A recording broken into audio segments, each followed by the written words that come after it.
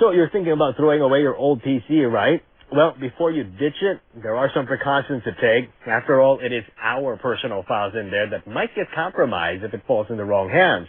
And deleting your files from your hard drive is just not good enough.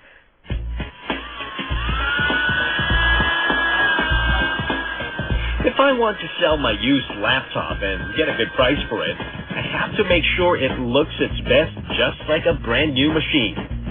But hang on, cleaning the physical surface of the laptop isn't enough. What's more important is cleaning what's inside the machine, the hard disk. If you were to give away your PC and somebody could actually recover that file, then they could actually have your name, your address, your credit card numbers, your expiry date, enough information to pretend to be you and do what we call identity theft. The most important part of any machine is the data or information, and by and large the tools that most people use, like delete and formatting of the hard disk, is just not secure enough, because Computer World reported in 2003 that there were 2 MIT students that took 150 hard disks, and out of the 150 old hard disks that they used, they were able to recover 74% of them. Without pointing to specific URLs, you could quite easily go to Google and look for a few sites where you could find tools to do hard disk data retrieval. Wow, that's scary. I certainly want to keep the files I have in my PC just the way it is, private. So merely deleting them and emptying my recycling bin isn't enough, because technically the data is still there. The hard disk is a very interesting place. The way the hard disk works is that the data usually comes associated with a descriptive header. So what formatting and deletion does is it basically removes all this signposting. So the data still sits on the hard disk. So it's a bit like saying that we remove all the signboards in Toa Payoh. So you don't know where's Lorong 8 or where's Lorong 5. But the streets are still there. The houses are still there. The police post is still there. There are ways to make sure your data does not fall into the wrong hands. Before ditching your PC, degauss the hard disk and throw it away. Or better still, you can simply destroy it. But there are less extreme ways, like using applications to scrub the disk. Norton SystemWorks, for instance, has a wipe info function that lets users overwrite their sensitive data. And if you have a ThinkPad notebook, there's a secure data disposal application that you can use to scrub your hard disk. There's also an application called Norton Ghost, which lets users create a mirror image of their system for backup.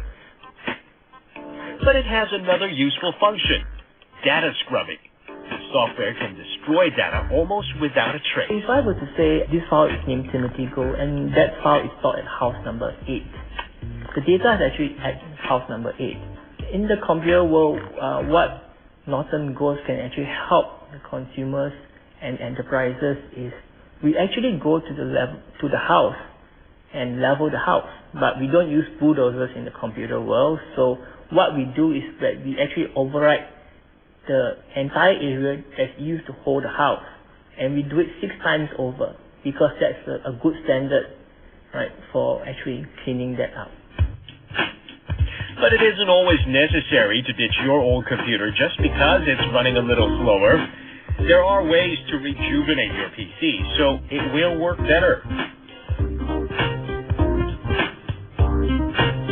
One is to make sure that you back up your data often enough, and back up your system image often enough, so that if you get to a point that your system is now running slowly, you can then recover back to your original system image that came when your system was originally first set up. That will be running at its optimal mode. You know how we love to install and uninstall software from our PC? Well, this actually leaves a software trail that slows the system down. So it is important to do a little spring cleaning on hard disks once in a while. most auto companies will tell you that every 10,000 kilometers bring the car in. Spring cleaning is done every month, and that largely depends on the user again. Because if you're a very active user on the internet, you might even want to consider bi-weekly. But if you are not so active on the internet and you don't change your application so much, once a month, once a quarter might suffice. But then again, I truly understand the desire to get the latest, fastest, and the hippest tech gadgets in the market, even when our old ones are still in perfect condition. As human beings, we're transitory people. We evolve. So our tastes change, our needs change, our desires change, our body, weight changes. Why shouldn't our possessions change to track that? And this author believes that we're no longer the hoarders of old stuff that we used to be.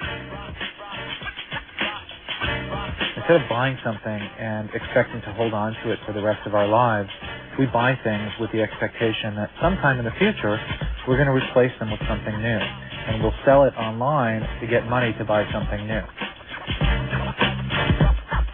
Well, if your PC or your mobile phone is not the latest in the market, but they're still in good condition, you can actually donate it or auction it on the internet and turn your tech stash into online cash.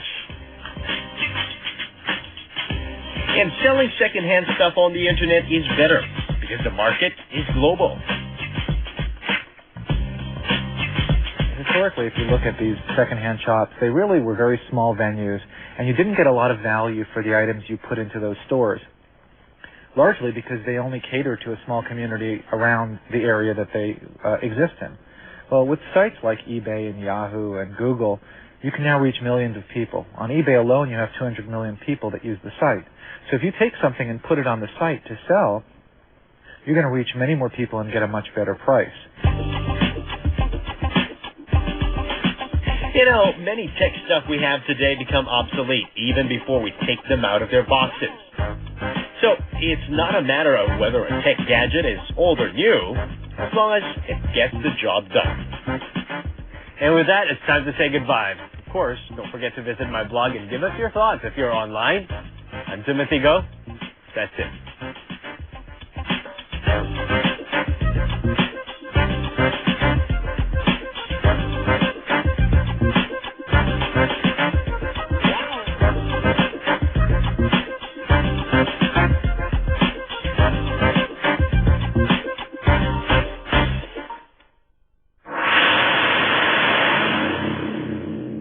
Channel News Asia, a network of MediaCorp News.